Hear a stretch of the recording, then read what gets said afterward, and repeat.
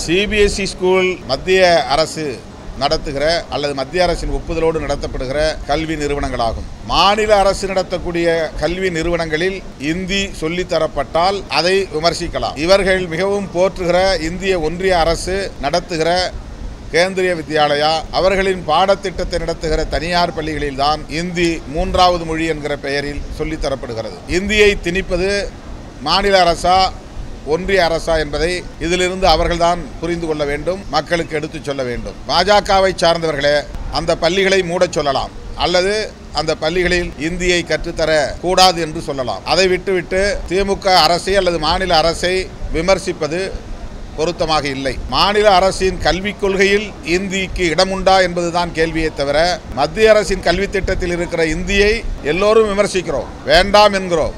ஆனால் வெவ்வேறு வடிவங்களில் வெவ்வேறு வழிகளில் வெவ்வேறு காலகட்டங்களில் திரும்ப திரும்ப இங்கே கொண்டு வந்து திணிப்பது இந்திய ஒன்றிய அரசுதான். அண்ணாமலை போன்றவர்களுக்கு தமிழ்நாட்டு மக்களின் மீது அக்கறை இருக்குமேயானால் சிபிஎஸ்இ பள்ளிகளை மூடச் சொல்லி அவர் போராட்டம் நடத்தட்டும்.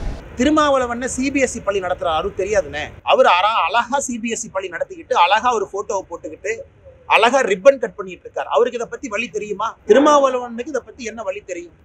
நீங்க சிபிஎஸ்இ பள்ளி நடத்துறீங்கன்னு சொன்னே அந்த பெல்ட் அடிச்சாரு. அது வந்துப்பா அது போய்ப்பா. அது எப்படின்னா என்னை கேட்காமே ஒரு போட்டோவை போட்டுக்கிட்டாரு. அப்புறம் பத்திரிகை நண்பர்கள் கேட்டீங்க எப்படின்னா உங்களை கேட்காம போட்டோ போடுவாங்க. இல்லப்பா அங்க ஸ்கூல்ல ஸ்டூடெண்ட்ஸே படிக்கல என் போட்டோவை போட்டுக்கிட்டாங்க. அப்புறம் பத்திரிகை நண்பர்கள் கேட்டீங்க அண்ணே பாருங்க அண்ணே நீங்களே போய் ரிப்பன் கட் பண்ணிருக்கீங்க, குழந்தைகள் இருக்கிறாங்க. அது இல்லப்பா 2 குழந்தைகள் தான் படிக்கிறாங்க. ஆனால் திருமாவளவன் அவர்கள் என்னை பொறுத்தவரை இந்த மும்மொழி கொள்கையில அவர் பேசுவதற்கான திராணி அன்னைக்கு இழந்துட்டாங்க. பொய் பேசி அந்த திராணி இழந்துட்டாங்க. எனக்கு இன்னும் ஆச்சரியமா இருக்குன்னா ஒரு சிபிஎஸ்இ பள்ளியில குறிப்பாக 3வது மொழியாக கட்டாய ஹிந்தியை சொல்லிக் கொடுக்கக்கூடிய திருமாவளவன் அவர்கள் இன்னைக்கு தமிழக மக்களுக்கு லெக்சர் எடுத்துட்டு இருக்காங்க.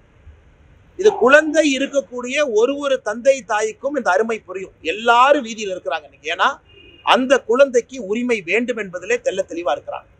அந்த குழந்தை அடுத்த கட்டம் செல்ல வேண்டும் என்றால் தாய்மொழி தமிழ்ல பயிற்று மொழியா கத்துக்கணும், ஆங்கில மொழி கூட இருக்கணும், இன்னொரு மொழியை தெரிஞ்சுக்கணும். இதான் மூன்று மொழி கொள்கைன்னு நம்ம சொல்றோம். இதை திருமாவளவன் ஏன் எதிர்க்கிறான்னு எனக்கு இன்னுமே புரியல.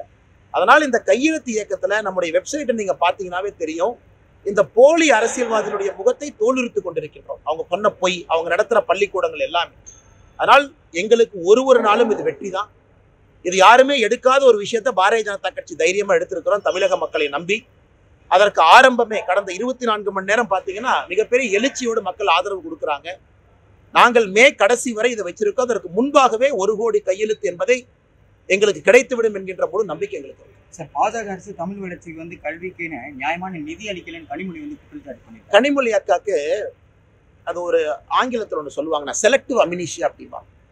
செலக்டிவ் அம்னீஷியானா அப்பப்போ அதை மறந்துடுவாங்க. சூர்யா ஒரு படத்தில் நடிச்சிருப்பார், அப்பப்போ மறந்துடுவாங்க என்ன நடக்குதுன்னு. ஸோ கனிமொழி அக்காவை பொறுத்த வரைக்கும் இந்த 2006 to 2014 மறந்தாச்சு. அந்த 8 வருஷத்தை கனிமொழி அக்கா பிரெயின்ல செலக்டிவ் அம்னீஷியா ஆகி போச்சு. இவங்க ஆட்சியில் இருக்கும் பொழுது, அதாவது 2006 to 2014 காங்கிரஸ் ஆட்சியில திமுக அங்கம் வைக்கும் பொழுது சமஸ்கிருதத்தினுடைய வளர்ச்சிக்கு இவங்க கொடுத்த பணம் 675 கோடி ரூபாய், 675 crore சமஸ்கிருத வளர்ச்சிக்கு. தமிழ் வளர்ச்சிக்கு இவங்க கொடுத்த பணம் 75 கோடி. இவங்க ஆட்சியில் இருக்கும் பொழுது அன்றைய உள்துறை அமைச்சர் ஐயா சிதம்பரம் அவர்கள் 170 பரிந்துரையை பார்லிமெண்ட்ல வைக்கிறார். இதுக்குன்னா ஹிந்தி எப்படி வளர்க்கிறது. இன்னைக்கு அதே ப. சிதம்பரத்தை கூப்பிட்டு சென்னையில மீட்டிங் போடுறாரு. அவரு மேடையில் ஏறி ஹிந்தி திணிப்பை பத்தி பேசுறாங்க. இந்த கொடுமையெல்லாம் பார்க்க வேண்டிய காலகட்டத்திற்கு தமிழக மக்கள் தள்ளப்பட்டிருக்கின்றார். இன்னைக்கு அதே கனிமொழி அக்கா நான் கேட்கிறேன், அக்கா 675 கோடி ரூபாய் சமஸ்கிருதத்துக்கு ஒதுக்குனீங்களே, வெறும் 75 கோடி தானே தமிழுக்கு ஒதுக்குனீங்க. அதுக்கு பதில் இல்லையே. உங்களுடைய ஆட்சியில நீங்க செஞ்ச தவறு. தமிழ் மொழியினுடைய வளர்ச்சிக்கு ஒரு சின்ன துரும்ப கிள்ளி போட்டீங்களா? இன்னைக்கு பிரதமர் அவர்கள் கஷ்டப்பட்டு திருவள்ளுவர் கலாச்சார நிலையத்தை ஓபன் பண்றாரு, தமிழ் இருக்கையை நிறுவுறாரு, காசி தமிழ் சங்கமம் நடத்துறாரு. இது பிரதமர் மோடி அவர்கள் கடினப்பட்டு தமிழகத்திலிருந்து தமிழை உலகம் முழுவதும் எடுத்துட்டு போறாரு. அதனால் கனிமொழி அக்கா அவர்கள் செலக்டிவ் அம்னீஷியால இருக்கிறாங்க. அவர்களுக்கு யூபிஏ டைம்ல நடந்தது எல்லாம் மறந்து போச்சு. இன்னைக்கு உட்கார்ந்து அரசியல் காரணத்திற்காக என்னுடைய அருமை அக்கா கனிமொழி அவர்கள் பேசிக் கொண்டிருக்கின்றார்.